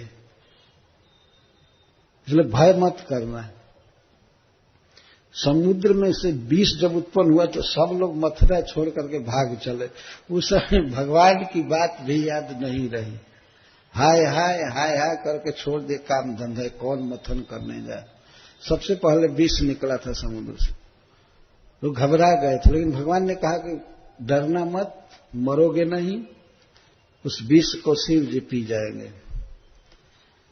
न भेतव्यम कालकूटात् विषात जलधि संभव। कालकूट विष जहर, तो डरना मत। और भगवान 3 चीज जोर देकर के कह रहे हैं संधि करने में। लोभ कार्जन वजातु, रोषः कामस्तु वस्तुषु। और वस्तुषु, समुद्र मंथन करने पर जो जो चीजें उत्पन्न होंगी, जो जो वस्तुएं उत्पन्न होंगी, जैसे ऐरावत हाथी उत्पन्न होगा, उच्चैसरवा घोड़ा, चंद्रमा और अनेक प्रकार की चीजें, वारुणी और लक्ष्मी जी, अमृत, क्या क्या, भूल करके भी लोभ मत करना। पहले भगवान लोभ को बता रहे हैं। लोभ कार्यो न वो जातु, वह मन जिस्मा भी। तुम लोगों के द्वारा चाहिए कि जातु कदाचित अभी किसी भी स्थिति में लोभ मत करना। लोभ का अर्थ है कि जितनी चीज मिल जाए या न मिले चुपचाप रहना। यदि मान लीजिए किसी को कोई चीज मिल गई तो उसमें संतोष नहीं होता है, वो और की लालसा करता है, तो इसको लोभ कहा गया है। और की अभिलाषा हो जाए, और की अभिलाषा हो जाए। तो कुछ चीज मिले तो और की इच्छा मत, और का लोभ मत करना। जातु, जातु का अर्थ है किसी भी हालत में, किसी भी परिस्थिति में लोभ मत करना। और रोसह न, और कोई चीज अगर न मिले उसको दैत्य ले लें, दैत्य छीन करके ले लें, चाहे जैसे ले लें, तो फिर क्रोध मत करना है। रोसह न, किसी भी स्थिति में क्रोध मत करना है। और सबसे सरल उपाय तो बता रहे हैं कि कामस्तु वस्तु से, इच्छा ही मत करना कि हमको ये मिले। किसी भी वस्तु की जो समुद्र से उत्पन्न हो तो कामना मत करना, हमको ये वस्तु मिले, हमको ये मिले, मैं भोगना चाहता हूं, इस तरह की इच्छा मत करना। और ए हरि बोल, क्या कर रहे हो, क्यों बुला देते हैं ऐसे लोगों को? कथा में इस तरह का ड्रामा जादू नहीं होता है, इस तरह का काम नहीं कराना चाहिए। भगवान की वार्ता चल रही है, इधर ये फोटो, से क्या जरूरत है? भगवान बात कर रहे हैं अपने भक्तों से, बातें सिखा रहे हैं, उस पर ध्यान देना चाहिए। बहुत महत्व की बात है। ये केवल देवताओं के लिए ही नहीं है, हम सबके लिए भी है। कदाचित किसी भी स्थिति में लोभ मत करना समुद्र से उत्पन्न वस्तु में। और रत्न और स्त्रियां भी उत्पन्न होंगी, उनको कभी भोगने की इच्छा मत करना। काम नहीं होना चाहिए। काम, क्रोध और लोभ, भगवान ने गीता में कहा ये तीनों नरक के द्वार हैं, नरक के खुले द्वार हैं, काम, क्रोध, लोभ। और भगवान अपने भक्तों को सिखा रहे हैं, जो समुद्र से बहुत सी चीजें उत्पन्न होंगी तो लोभ मत करना, जो मिले उसमें संतोष कर लेना। अगर विपरीत पार्टी के लोग उसको ले लें तो क्रोध मत करना। और बहुत मूल्यवान वस्तुएं उत्पन्न होंगी, जैसे कौस्तुभमणि या स्त्रियां, अप्सराएं या लक्ष्मी जी, कभी भी काम नहीं आना चाहिए तुम्हारे हृदय में। भगवान कितना स्नेह से अपने भक्तों को सिखा रहे हैं, काम, क्रोध और लोभ से बचना। काम करना, मैं रहूंगा वहां पर, लेकिन लोभ, क्रोध और काम मत कर। काम वासना नहीं आनी चाहिए, किसी भी वस्तु को भोगने की लालसा नहीं आनी चाहिए। इस प्रकार भगवान अपने भक्तों को सिखा रहे हैं और अभी भेज रहे हैं कि अब यहीं से जाओ। ऐसा नहीं कि अपने घर से हो करके और तब संधि के लिए जाओ, यहीं से जाओ। जाता शब्द पहले ही कहे थे, यहां से जाओ और संधि करो। इति देवान समादिश्य भगवान पुरुषोत्तमः तेषां अंतर्दधे राजन स्वच्छंद गतिरीश्वरः। जैसे आविर्भाव के लिए सुखदेव गोस्वामी ने कहा था, ऐसे ठीक अंतर्धान के लिए भी कह रहे हैं। इस प्रकार देवताओं को आदेश देकर, सुझाव देकर के, परामर्श देकर के भगवान उनके बीच में ही अंतर्हित हो गए। जैसे उनके मध्य में आविर्भूत हुए, से वैसे अंतर्दधे, अंतर्हित हो गए भगवान। स्वच्छंद गतिरीश्वर, भगवान की स्वतंत्रता गति है, उनका स्वभाव, उनका स्वरूप, प्रकट होना, तिरोहित होना, सब अपने अधीन है, स्वतंत्र है। तो देवताओं के देखते देखते उनके बीच में वे छिप गए, अंतर्हित हो गए। ऐसा नहीं हुआ कि वहां वे गरुड़ जी पर चढ़ करके उड़े और देवता लोग देख। कभी कभी भगवान ऐसे जाते हैं, गरुड़ जी पर उड़ते हैं, देवता लोग देखते हैं, आकाश में जाते जाते अंतर्हित हो जाते। लेकिन वहां पर समुद्र मंथन की भूमिका बोलते समय श्री भगवान वहीं अंतर्हित हो गए। भगवान को पुरुषोत्तम कह रहे सुखदेव गोस्वामी। भगवान पुरुषोत्तम, समस्त पुरुषों में उत्तम पुरुष, सबसे सुंदर, सबसे विद्वान, अविनाशी पुरुष, पुरुषोत्तम। और भगवान और ईश्वर वहीं पर अंतर्हित हो गए, ये सिखा करके। जब भगवान अंतर्हित हो गए तो जहां वे खड़े थे, बात कर रहे थे, वो अंतर्हित होने पर सबसे पहले श्री ब्रह्मा जी अंतर्हित हुए भगवान को नमस्कार कर रहे हैं। अथ तस्मै भगवते नमस्कृत्य पितामह भवश्च जगमतो स्वम स्वम धामोपेयुर्बलिम सुरा। जिस स्थान पर, जिस ओर श्री भगवान अकस्मात अंतर्हित हो गए, उधर श्री ब्रह्मा जी ने साष्टांग प्रणाम किया भगवान। जिस स्थान पर छिपे हैं, ये है धर्म और भक्ति। भगवान जहां छिप गए उस स्थान को प्रणाम करना। एक बार भगवान शिव निकले अपनी पत्नी पार्वती जी के साथ घूमने के लिए। पार्वती जी ने कहा कहां जा रहे हैं? तो भगवान शिव ने कहा कि निकले हैं, चलो घूम आवे। तो भगवान शिव जा रहे थे, तब तक एक स्थान पर एक वृक्ष था, उस वृक्ष के नीचे उस जमीन को प्रणाम करने लगे भगवान शिव। तो पार्वती जी पूछती हैं, यहां किस लिए प्रणाम कर रहे हैं? तो भगवान शिव ने कहा, यहां पर पहले एक भक्त भजन किए हैं, हरे कृष्ण महामंत्र का जप किए, बहुत जप किए हैं, इसीलिए स्थान पूज्य है, तुम भी प्रणाम करो। तो भगवान शिव उस स्थान पर प्रणाम करने लगे और लौटने लगे कि यहां पर बहुत काल पहले एक भक्त भजन किए थे। फिर आगे गए तो दूसरे स्थान पर भी फिर प्रणाम करने लगे। तो पार्वती जी पूछी कि यहां क्यों प्रणाम कर रहे हैं? तो कहे कि कुछ वर्ष के बाद एक भक्त यहां पर जप करेंगे इस स्थान पर बैठ करके, इसीलिए स्थान तीर्थ है। अभी हुआ नहीं, आगे कोई भक्त वहां जप करेगा, तो इसलिए भगवान से प्रणाम करने लगे। तो कई जगह ऐसे प्रणाम कर रहे थे, मतलब भगवान के संबंध से। तो श्री ब्रह्मा जी जो जगत गुरु हैं और एक वैष्णव संप्रदाय के प्रवर्तक हैं, तो वे भगवान को प्रणाम किए, छिपे हुए भगवान को। अरे चाहे भगवान को मान लीजिए कोई आकार वाला माने, चाहे निराकार भी माने, तो प्रणाम तो करेगा ना, कि निराकार को प्रणाम भी नहीं करेगा? तो प्रणाम तो करना ही चाहिए। ब्रह्मा जी प्रणाम करें, भगवान जब प्रकट थे तब प्रणाम किए, और भगवान छिप गए तब भी प्रणाम कर रहे हैं, पर भगवान को प्रणाम कर रहे हैं। पितामह, वे पितामह हैं, सारे जगत को उन्होंने उत्पन्न किया है, तो वे पितामह प्रणाम किए। और फिर भवश्च, और उनके साथ भव भी प्रणाम किए।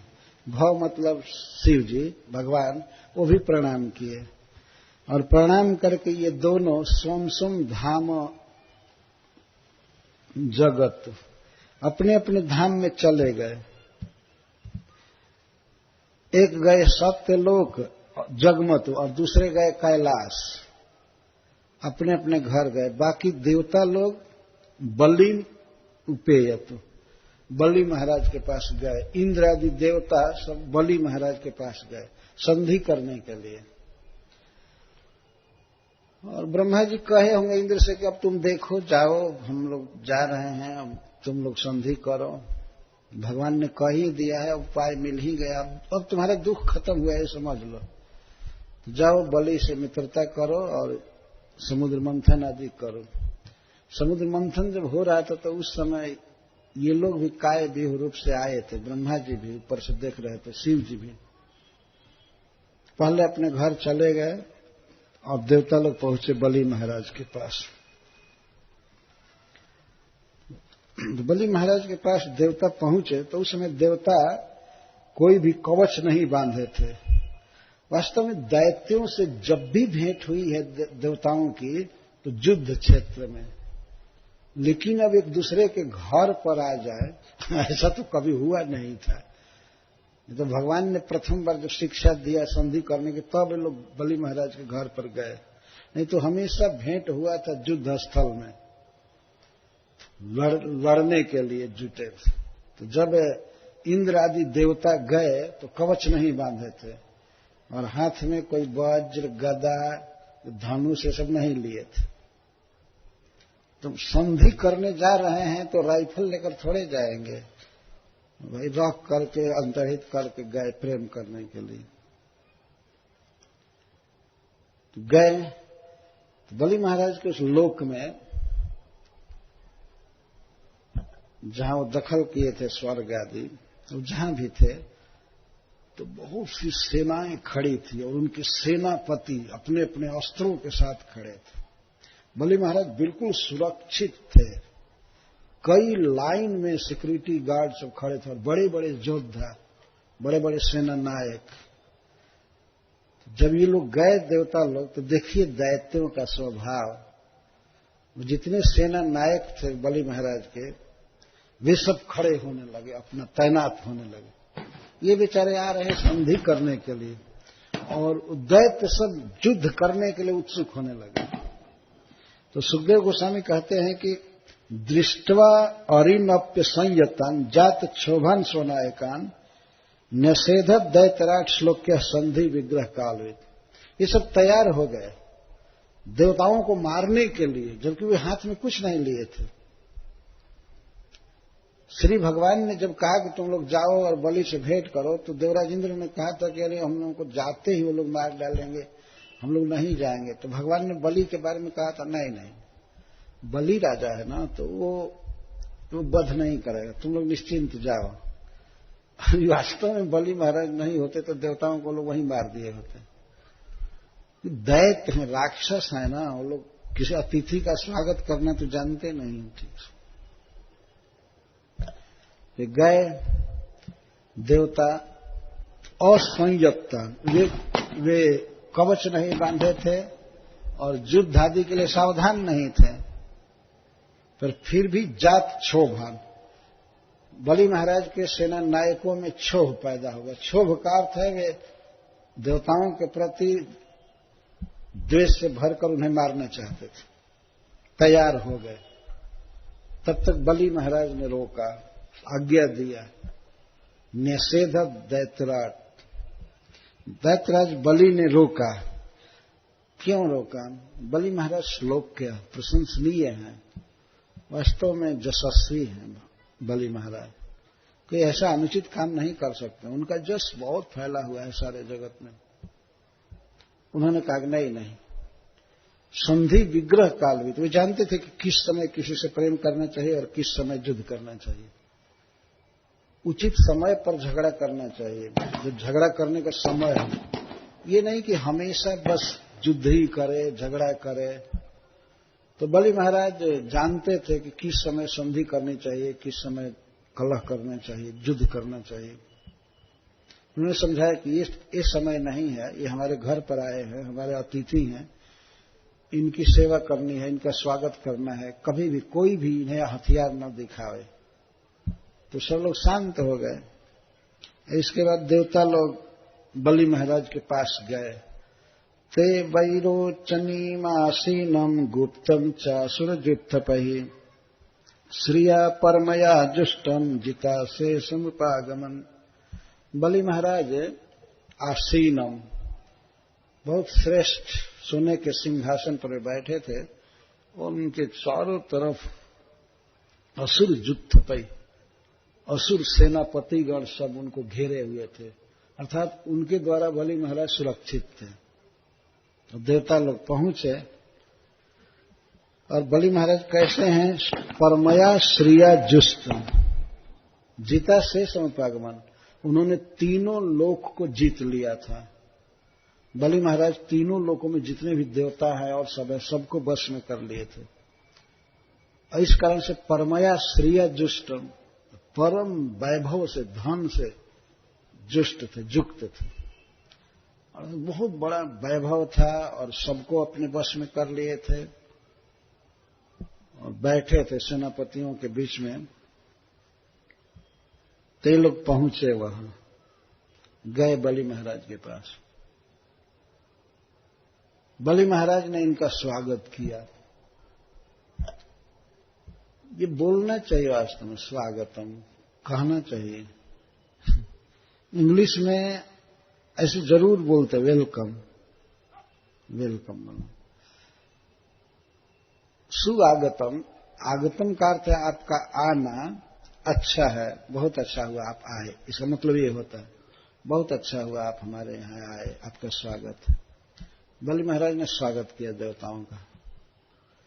और इसके बाद इंद्र से उन्होंने कहा कि बताइए आप किस उद्देश्य से आए हैं। तो भगवान ने सिखाया था इंद्र भगवान को, यहां से चालू करना, एक एक बात, इसके बाद ये बोलना, इसके बाद ये बोलना, ये बोलना, फालतू मत बोलना।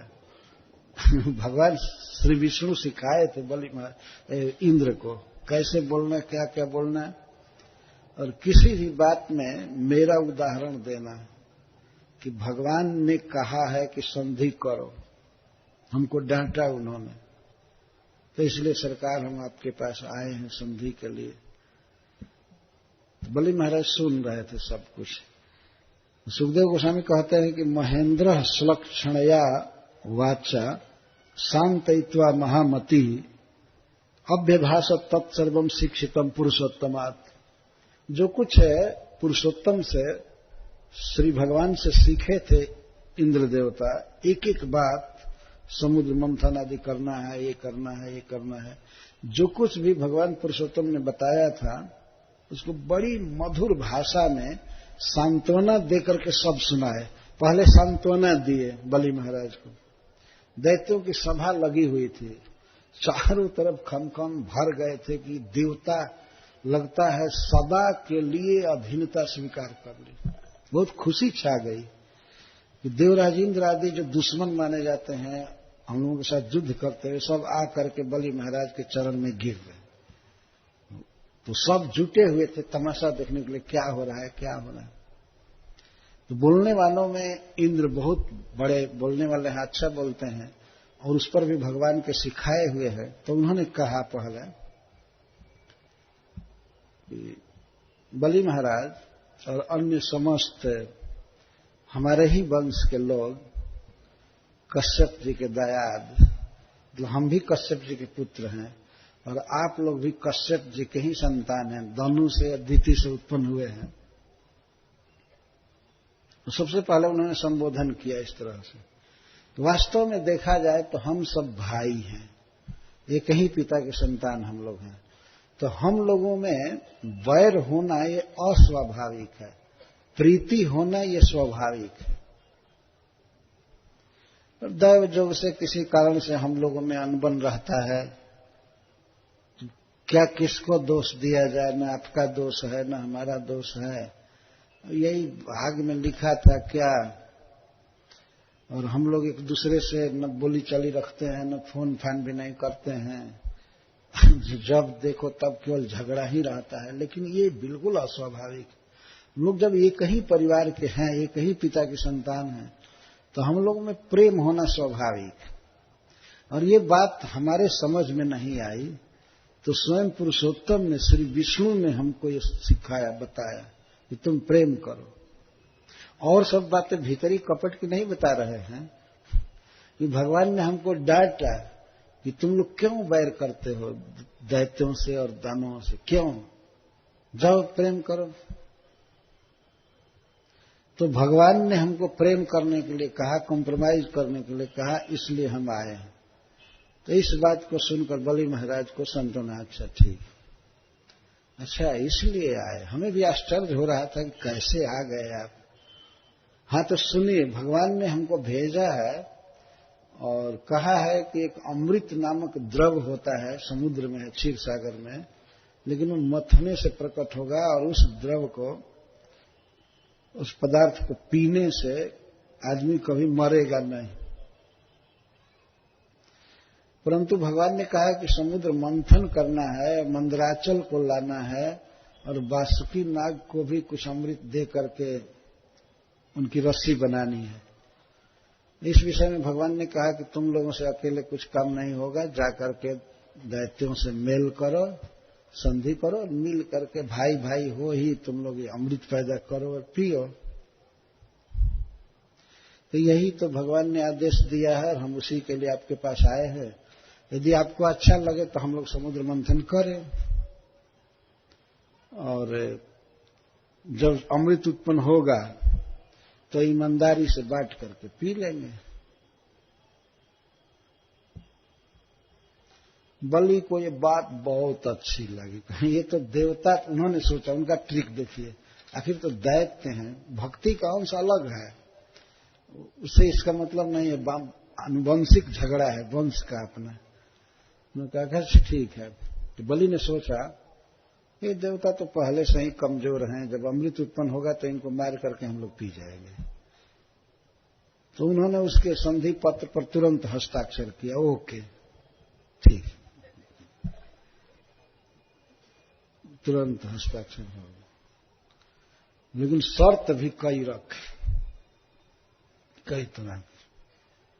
तो इंद्र भगवान ने कहा कि श्री भगवान ने, विष्णु ने कहा है कि ऐसे पर्वत को उठाना है, बड़ी सावधानी से उसको उखाड़ना है, तो तोड़ ताड़ करके नहीं लाना है, पर्वत को उखाड़ करके लाना है और सब लोगों को लगना चाहिए तब आएगा।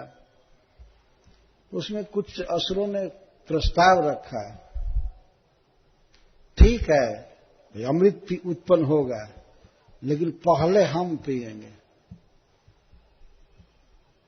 हम पी लेंगे, इसके बाद आप लोग पिएंगे बाद में। भगवान ने कहा था कि वो जो भी शर्त करे मान लेना। तो भगवान इंद्र कहे कि ठीक है कोई बात नहीं, अमृत तो उत्पन्न होना चाहिए ना, आगे पीछे में क्या है, हम पीछे ही पी लेंगे, आगे पीछे से क्या बिगड़ता है। चलो बहुत खुश हुए। तो वहां जितने भी दैत्य थे, सुखदेव गोस्वामी कहते हैं जैसे संबरासुर आदि और कालके और पौलोम, जिनको निवात कवच कहते हैं, वो सारे दैत्य जो बैठे थे बड़े बड़े, खास करके दनु के जो पुत्र थे, उन लोगों ने कहा बहुत अच्छा बहुत अच्छा बहुत अच्छा, और सब खुश थे कि इन लोगों के बुद्धि में क्या आया, इनसे काम करवाएंगे, समुद्र मंथन करवाएंगे और अमृत सब छीन कर पी जाएंगे। तो सब लोगों ने ताली पीटा, हाँ बहुत अच्छा बहुत अच्छा बहुत अच्छा। संधि हो गई और दोनों के मन में दोनों के प्रति घात की भावना है। ये लोग तो सीख करके आए ही, तो भगवान ने कहा था कि अमृत तुमको मिलेगा, और दैत्य सोच रहे हैं कि अच्छा हुआ घर बैठे लोग मेहनत कराएंगे और हम अमृत पी जाएंगे। लेकिन एक पक्ष भगवान के शरण में है, भगवान पर विश्वास है, और दूसरे को अपने बुद्धि और बल का भरोसा है कि हम लोग मार करके पी जाएंगे। संधि हो गई, बहुत सौहार्द चालू हुआ। लाखों करोड़ों वर्षों के बाद तब दोनों परिवार में इस तरह सुलह हुआ, संधि हुई, बहुत खुशी हो रही थी कुछ न। और वो भी संधि करके क्या होंगे, अमर होंगे, अमृत पीने को मिलेगा, इस तरह से सोच रहे थे, अमर हो जाएंगे। तो ततो देवासुरा कृत्वा संविदम कृत सौहृदा उद्यमम परमम चक्रुर अमृतार्थे परम तप। महाराज परीक्षित को सुखदेव गोस्वामी संबोधित करते हैं कि हे परम तप, हे लोभ क्रोध और काम को जीत लेने वाले महाराज परीक्षित, इस प्रकार दोनों कृत सौहृद, आपस में सौहार्द हुआ, प्रेम हुआ, मिलन हुआ, भले ऊपर से हुआ लेकिन हुआ, सौहार्द हुआ, मिल गए। अब मिल करके दोनों परिवार काम करेगा। बहुत व्यापक परिवार था। इन्हीं दोनों में से किसी का शासन रहता है स्वर्ग में। कभी कभी दैत्य रहते हैं और कभी आदित्य रहते हैं, अदिति के पुत्र रहते हैं। दोनों मिल करके अब अमृत के लिए प्रयास किए। उद्यमम परमम चक्र, परम उद्यम किए, जितनी शक्ति हो सकती थी बुद्धि सब किए।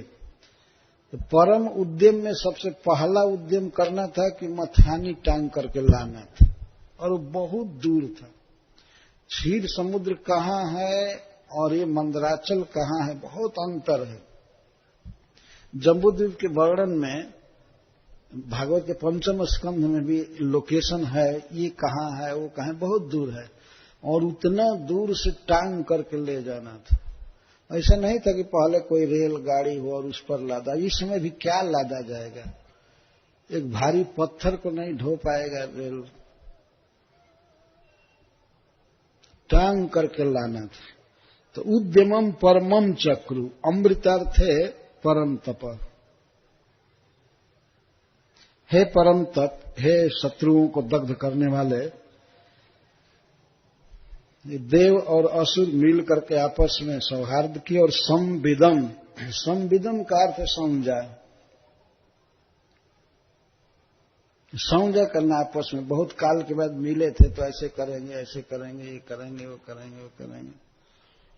किसी ने कहा कि पर्वत को लाना तो बड़ा कठिन है। अरे कठिन क्या है, कुछ कठिन नहीं। एक साधु थे प्रभुदत्त ब्रह्मचारी जी प्रयागराज में, वो कहते थे कि हमारी इच्छा के अनुसार अगर 4 आदमी हमारे साथ मिल जाएं और मैं, तो हमें इतना साहस होता है कि हिमालय को उसके स्थान से हटा करके समुद्र में डाल दूंगा, इतना साहस होता है। तो बड़े बड़े वीर आपस में मिले हुए थे तो असंभव कुछ नहीं दिख रहा था। सबसे पहले मथानी लाना था। ततस्ते मंदरगिरिम ओजसोत्पाट्य दुर्मदः नदंत उदधिम निन्यो सक्तः परिघबाहवः। उन्हें दैत्यों की और देवताओं की भुजाएं लोहे के मूसल की तरह थी। परिघ बाहवः, मोटी मोटी बाहें और बहुत मजबूत, और दुर्मद थे, अमृत पीने की लालसा से बिल्कुल उन्मत्त हो रहे थे। दुर्मद वे गए आपस में मिल करके और जयकार करते हुए, जय बोलते हुए, गरजते हुए पर्वत को उखाड़ लिए। मंदर गिरिम ओजसा उत्पाट्य, उत्पाट्य का अर्थ जैसे ऊपर शिखर था पर्वत में, तो नीचे जमीन से भी उखाड़ लिए सीधे। आज का मनुष्य कभी कभी सोचे कैसे उखाड़ लिए, कैसे नहीं उखाड़ लेंगे। उनके भुजाओं का वर्णन सुखदेव गोस्वामी कर रहे हैं और उनके मानसिक उत्साह का, बल भी है, उत्साह भी है और एकता भी है। तो उखाड़ लिए मंदराचल पर्वत को और नदंत खूब गरज करके जोर जोर से बोल रहे थे साबस या जय जयकार, और लेकर के चले। लेकर के चलने में किसी ने ये नहीं कहा कि भाई अगर हाथ दुखने लगे तो एक जगह रख दीजिएगा, फिर सुस्ता करके तब चलेंगे। अब उस जोश में कोई किसी को कह नहीं रहा था। उखाड़ लिए, चले चले चले। अरे साधारण फूस का बना हुआ, पत्ता का बना हुआ झोपड़ी भी उठा करके नहीं चल पाते हैं। कभी देखा गया पहाड़ उठा करके चलना है, और वो भी मंदराचल पर्वत हो। और इतना जोश था, इतना उत्साह था कि उजसा उत्पाट्य, ओज में उखाड़ लिए। सब जोर लगाए होंगे और एक एक असुर और देवता में तो अपार बल है, और समवेत बल जब लगा तो उखड़ गया। टांग लिए एकदम हाथों हाथ टांग करके और चले। ऐसा भी नहीं था कि वहां टांग करके फिर रख देना था, अब टांग करके चलना था। बांह लगाए हुए हैं, लगाए हुए हैं, चले जोश में। कुछ दूर चलने के बाद, वो बहुत दूर ले जाना था तो बहुत दूर तक लाए भी, पर वे थक गए। सुखदेव गोस्वामी यहां वर्णन करते हैं, दूर भारत वह श्रांता शक्र वैरोचनादय। तो दूर तक उस पर्वत को लेकर के चलना था, दूर तक उसका भरण करना था, मतलब उसी रूप में लेकर के चलना था। तो उस पर्वत को उठाने से, उद्वह, उस पर्वत को उठाने से और चलने से, चल भी रहे हैं, उठाए भी हैं, चलते चलते वजन लेकर के चल रहे हैं, बहुत भारी है, रास्ता भी बहुत लंबा है। तो जाते जाते यहां तक कि शक्र, इंद्र और वैरोचनी, बलि महाराज आदि थक गए। जब इंद्र थक गए, बलि थक गए, तो दूसरे लोगों की तो बात ही क्या है, सब थक गए, चूर चूर हो गए, थक गए। लेकिन अब एक मिथ्या अपने प्रेस्टीज बचाने के लिए कोई नहीं कह रहा था कि मैं थक गया हूं, कोई नहीं कह रहा था कि मैं थक गया। अरे जब थक गए तो कहना चाहिए ना, लेकिन नहीं, हम क्यों कहें? देखिए ये अज्ञान, हम क्यों कहें कि थक गए? और थक सब गए थे। जब वैरोचनी थक गए थे, विरोचन के पुत्र बलि जब थक गए थे और इंद्र थक गए थे, तो कौन नहीं थका? सब थक गए, बिल्कुल हाथ में दम नहीं रह गया, सांस लेने में दिक्कत पड़ने लगी। अकस्मात उन लोगों ने छोड़ दिया, पर्वत को छोड़ दिया। वो पर्वत गिरा और उसी से दब करके कितने लोग चूर्ण हो गए उसी पर्वत के अंदर। ये अमृत पीने जा रहे थे और उसमें से अधिक संख्या में वहां मर गए, चूर्ण हो गए। तो सुखदेव गोस्वामी कहते हैं कि दूर भारोद्वह श्रांता शक्र वैरोचनादय अपार यंत्र स्तंभोढुम विवसा बिजहू पथि। अब ढोने में वो लोग समर्थ नहीं रह सके, विवश होकर के हाथ पटवा गए, थक गया, वो लोग गिरा दिए, गिराए और वो भी खुद गिर गए। तो पर्वत ऊपर से कच्छ से आकर के लगा और चूर्ण कर दिया शरीर। आगे में कहते हैं कि निपतन स गिरीश तत्र बहुन अमर दानवान। जितनी संख्या में देवता और दानव थे उसमें से 50% से ज्यादा, बहुन का ये अर्थ है कि इसने एकदम पीस दिया, समाप्त कर दिया, मर गए, सब पिछटा गए एकदम। निपतन स गिरीश तत्र बहुन अमर दानवान चूर्णया मास महता भारेण कनकाचल। वो पत्थर का पर्वत नहीं था, सोने का पर्वत था। तो सोना पत्थर से और ज्यादा भारी होता है, इसलिए श्री सुखदेव गोस्वामी अचल कह रहे हैं। वो अचल, सचमुच अचल हो गया, इतना भारी पर्वत था और गिरा तो चूर्णया मास, एकदम चूर्ण बना दिया देवताओं को और दानवों को वहां पर।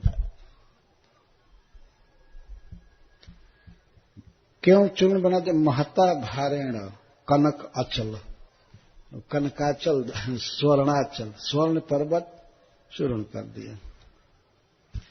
हो गया समुद्र मंथन। जब मथानी ही टांग करके नहीं ला सके तो क्या ये मथेंगे? मर गए, एकदम सन्नाटा छा गया। जो बचे थे उनके भी किसी का कंधा टूटा, किसी की जांघ, किसी का हाथ, हाय हाय हाय हाय सब कर रहे थे। इस दशा में देवताओं और दैत्यों को देखकर श्री भगवान वहां प्रकट हो गए। वो तो सब कुछ जानते हैं, किसी को फोन भी करने की जरूरत नहीं पड़ी होगी कि हे भगवान हमारी ये दशा हो गई, क्या है आपने सुझाव दिया, प्रस्ताव दिया। और बेचारे मर गए। तांस तथा भग्न मनुष्य भग्न बाहुरु कंधरान विज्ञाय भगवान तत्र बभूव गरुण ध्वज। भगवान तो जान गए तुरंत, ये देख लिए कि इनका मनोबल समाप्त हो गया समुद्र मंथन करने के प्रति। भग्न मनस मन टूट गया। मन टूट गया मतलब मन में अब ये नहीं रहा कि अमृत पिएंगे या मंथन करेंगे, हो गया। जैसे जी रहे हैं उतना ही केवल जी जाए। जिनके हाथ पैर टूटे थे उनकी बात कह रहे हैं। उनका तो मन तो खत्म हुआ, उत्साह खत्म हुआ। और भग्न बाहुरु कंधरान, उनकी बाहें और उनके उरु, जांघ और कंधा सब टूट गया पर्वत के गिरने से। तो इस तरह से टूट गया। तो विज्ञाय, इस बात को जान करके भगवान तत्र बभूव गरुण ध्वज, ध्वज वाहन को भी कहते हैं, भगवान वहां पर प्रकट हो गए। और प्रकट हुए तो गरुड़ जी पर चढ़े चढ़े, गरुड़ारूढ़ भगवान प्रकट हो गए। गरुड़ जी भगवान को लेकर के चलते हैं, तो गरुड़ वाहन श्री भगवान वहां प्रकट हो गए। और प्रकट होकर के भगवान ने क्या किया? पर्वत को हटाया, पर्वत को एक हाथ से हटाकर अलग किया, और जितने देवता और दानव उसमें पीस गए थे उन पर भगवान ने अमृत दृष्टि से देखा। अरे उस अमृत में क्या है? भगवान की आंखों में जो अमृत है उसमें अद्भुत जीवनी शक्ति है। भगवान ने देखा, केवल देवताओं को और असुरों को देखा और वे सब जी गए। इक्षया जीवयामास, इच्छा का अर्थ होता है दृष्टि। इच्छा माने चाह, इच्छा, और इच्छा का अर्थ है दृष्टि। तो इच्छया जीवयामास, भगवान ने केवल देखा अमृत दृष्टि से, कृपा दृष्टि से, स्नेह दृष्टि से, और जीवयामास निर्जरा निर्व्रणन तथा सब बिल्कुल उत्साह के साथ हो गए और कहीं भी कटा छटा घाव नहीं रह गया। शरीर टूटा था, कटा था, कहीं व्रण नहीं रह गया, चिन्ह नहीं रहा, और मन में भी बहुत उत्साह भर गया। सबको भगवान ने जीवित कर दिया। क्या दुनिया में कोई ऐसा है कि किसी विभाग में मान लीजिए एक्सीडेंट हो जाए तो कोई मिनिस्टर आकर के केवल देखेगा सब ठीक हो जाएंगे?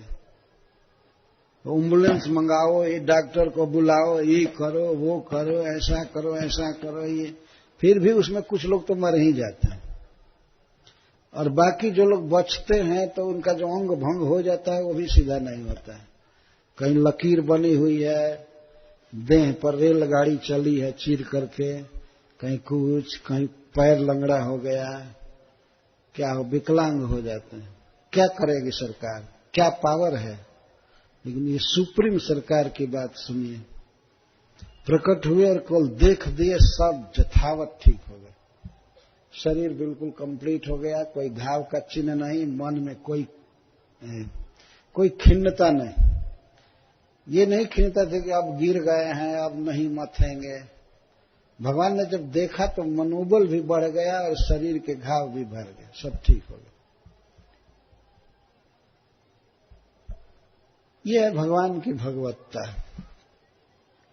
यदि कोई व्यक्ति सचमुच भागवत शास्त्र को मानता है और भगवान की अद्भुत शक्ति पर उसे विश्वास है, इन्हीं सब का अध्ययन करना चाहिए। यही कारण है कि वैष्णव आचार्यों ने भगवान की स्थापना की है मंदिरों में। मंदिर में अर्चा विग्रह के रूप में भगवान जब आते हैं तो हजारों लोग, लाखों लोग भगवान को देखने जाते हैं, और भगवान अपनी कृपा दृष्टि से देखते हैं मंदिर में आने वालों को, अपनी स्नेह दृष्टि से देखते हैं, तो वे निरोग रहते हैं, उनको धन का अभाव नहीं रहता है, वे सुखी रहते हैं। इसलिए मंदिर में जाना चाहिए भगवान को देखने के लिए। भगवान हमको देखते हैं। इसी प्रसंग में आएगा कि लक्ष्मी जी को अपनी छाती पर भगवान रखे हैं।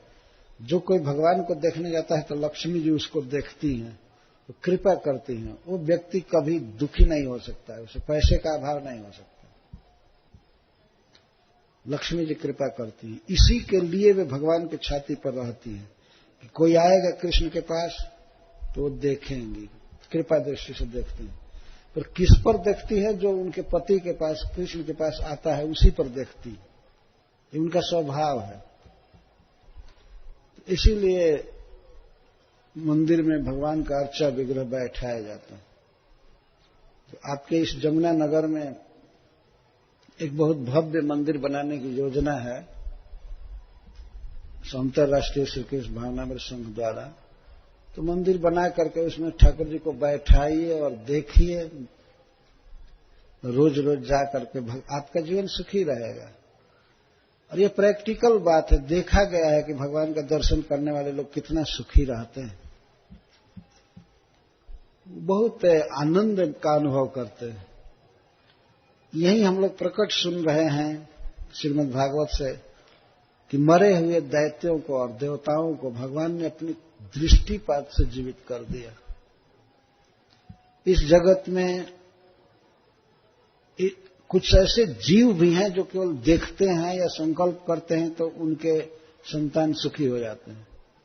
हम लोग पढ़े हैं कि मछली अपने अंडे को आंख से देख करके पोष देती है। केवल वो स्नेह से देखे अंडे पर तो बच्चे फलते हैं, फूलते हैं। बाद में अंडा फूटता है और बच्चे तैरने लगते हैं पानी में। अगर वो रोज न देखे अपने अंडे को तो अंडे बढ़ते नहीं हैं, तो देखती रहती है स्नेह से। और इसी तरह से पक्षी अपने पंख से और अपने पैर से सहलाते रहते हैं अपने अंडे को, भीतर कुछ भी इंजेक्ट नहीं करते हैं, केवल स्नेह से छूते हैं, सहलाते हैं, पंख की छाया करते हैं, तो उससे अंडे बढ़ते हैं। जब एक जीव के इस सद्भावना का इतना बड़ा प्रभाव है, मछली की आंख से देखने का, कछुआ की मां कहीं भी रहती है, यदि अपने अंडे का ही चिंतन करती है, दूर रहती लेकिन अंडे का चिंतन करती है, और अंडा का चिंतन करने से वो अंडे बढ़ते रहते हैं, सुखी रहते हैं। ये देखा गया है प्रैक्टिकल करके कि कछुए की मां को यदि दुख में डाल दिया गया है या कभी मार दी गई है तो अंडे बढ़ते नहीं है, उन्हें बच्चा पैदा नहीं होते। तो मानसिक चिंतन से वो अपने अंडे को पोष देती है। मछली अपने आंख से, दृष्टि से अपने अंडे को पोषती है, और पक्षी अपने पंख के स्नेह में छाया से और अपने पंजे से सहला करके पुष्ट करते हैं। तो फिर श्री भगवान अगर डायरेक्ट आंख से देख करके किसी को पोषे तो इसमें आश्चर्य क्या है? कौन सा आश्चर्य है? भगवान की ही शक्ति तो इन जीवों में भी आई हुई है, वो भी नाम मात्र की। भगवान अगर शक्ति सुधा सिंधु हैं तो ये बिंदु के बराबर सारी शक्तियां जीवों में पड़ी हुई। तो स्नेहपूर्ण चितवन का प्रभाव जड़ जीवों में भी देखा जाता है। तो भगवान तो चिन्मय है, दिव्य है और स्नेह के समुद्र है। उन्होंने देखा अपने ही जीवों को, दैत्यों को या देवताओं को, ये भगवान के आदेश से काम करने गए, लेकिन बीच में पर्वत गिर गया, ये मर गए, तो भगवान स्नेह से उन्हें देखे और जीवित कर दिए। श्री भगवान में ये स्वाभाविक सहज शक्ति है, कहीं से शक्ति लाना नहीं पड़ता है, उनमें स्वाभाविक शक्ति है। तो इस प्रकार उन्होंने देवताओं को और दैत्यों को जीवित कर दिया। गिरिपात विनिष्पिष्टान विलोक्या मरदानवान इच्छया जीवयामास निर्जरान निर्व्रणान जथा। विनिष्पिष्टान, पर्वत के गिरने से बिल्कुल पीस दिए गए थे।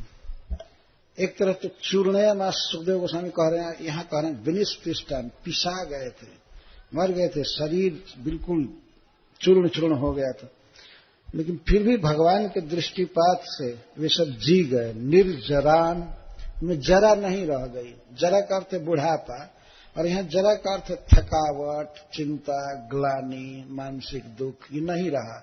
और निर्व्रण, व्रण कहते हैं घाव को, शरीर में कहीं कट जाए या फोड़ा हो जाए, इसको व्रण कहा जाता। तो शरीर में देवताओं के और दानवों के कहीं भी व्रण नहीं रह गया, कटने छटने का, और कोई थकावट नहीं, क्लांति नहीं, बिल्कुल फ्रेश हो गए। इस तरह भगवान ने कृपा करके जीवित किया। अब क्या करते हैं भगवान? इसके बाद भगवान ने कहा कोई बात नहीं, आप लोग चिंता मत कीजिए। तो गिरिम चारोप्य गरुड़े हस्ते ने कई न लीलया, फिर उस पर्वत को भगवान ने एकेन हस्ते न लिया। खेल खेल में भगवान अपने एक हाथ से उस पर्वत को उठाए और गरुड़ जी पर रख दिए, और इसके बाद गरुड़ जी पर वे भी चढ़े, और गरुड़ जी को उन्होंने इशारा किया, उन्होंने अपने पंख को नीचे किया, और सारे देवता और दानव भी गरुड़ जी पर चढ़े भगवान के साथ। वो पर्वत भी रखा गया, भगवान ने एक बाह से रखा है। ऐसा नहीं कि बहुत जोर लगा करके वे कहें कि आप लोग मिल करके लाद दो गरुड़ जी पर, ऐसा नहीं। एक हाथ से उठाए और पर्वत को रख दिए और स्वयं चढ़े, और सारे दैत्यों को और देवताओं को भी चढ़ाए, और गरुड़ जी को उन्होंने कहा ठीक है, गंतव्य डेस्टिनेशन पर पहुंचाओ, मतलब क्षीर समुद्र के तट पर लेकर के चलिए। और गरुड़ जी उड़े पर्वत को लेकर, और श्री भगवान को और दानों और दैत्यों को लेकर चले, और क्षीर समुद्र के तट पर आकर लैंडिंग की है। उड़ करके आए। देखिए भगवान की शक्ति, गरुड़ जी भगवान की ही शक्ति से शक्तिमान है। इतने पर्वत को लेकर के उड़ रहे, उड़ करके चले। भगवान में देखिए अब तक यहां तक कोई भेद नहीं है, जितना देवताओं को मानते हैं उतना ही आदर उन्होंने दैत्यों को दिया। ये नहीं कि उनको कह दे तुम लोग पैदा लाओ और देवता चलेंगे गरुड़ जी पर। भगवान में ये विषम बुद्धि नहीं है, करने ठीक है चलो। उन लोगों में अब कोई थकावट नहीं थी, लेकिन फिर भी ये गिरा था पर्वत, उसको देख करके सब चकित थे। इसलिए भगवान ने सोचा कि इन लोगों को अब चढ़ा कर कहीं ले चलें, छोड़िए इनको पैदल छूछे हाथ है, बिना कोई भार लिए हुए भी चलाने का हिम्मत भगवान को नहीं हुआ। उन्होंने सोचा नहीं, यह है प्यार। जैसे पिता अपने पुत्र से प्रेम करता है, वैसे भगवान अपने जीवों से प्रेम करते हैं। तो दोनों को चढ़ाए और गरुड़ जी लेकर के चले उस पर्वत को। तो वहां पर जाकर के अपने स्कंध पर जो पर्वत को रखे थे, तो गरुड़ जी उसको उतारे और उतार करके चोंच से खींच करके जल के निकट किए। उतारे थोड़ा दूर समुद्र से और उसके बाद खींच करके समुद्र के निकट कर दिए, क्योंकि भीतर अब समुद्र के अंदर डालना पड़ेगा उसको मंथन करने के लिए। तो मंथानी तो आ गई, अब रह गया रस्सी। तो भगवान ने संकेत किया। यहां पर सुखदेव गोस्वामी कहते हैं, अवरोप्य गिरिम स्कंधात सुपर्ण पत्तांबर। पक्षीराज गरुड़ जी गिरी को अपने स्कंध से अवरोप्य नीचे उतारे और जयो जलांत उत्सृज्य, और जल के निकट करके और चले गए। हरिणा स्व विसर्जित, क्योंकि भगवान हरि ने प्रस्थापित किया गरुड़ जी को, कहा कि ठीक है तो आप जाइए, अब आप यहां से जाइए, क्योंकि आप रहेंगे तो बासुकी आ नहीं पाएंगे। गरुड़ जी सर्पों के बैरी हैं, वो भी मातृ संबंध है, कद्रू के लड़के सब सांप हैं और बीनता जी के पुत्र गरुड़ जी हैं। तो कद्रू और बीनता में बहुत झगड़ा होता था।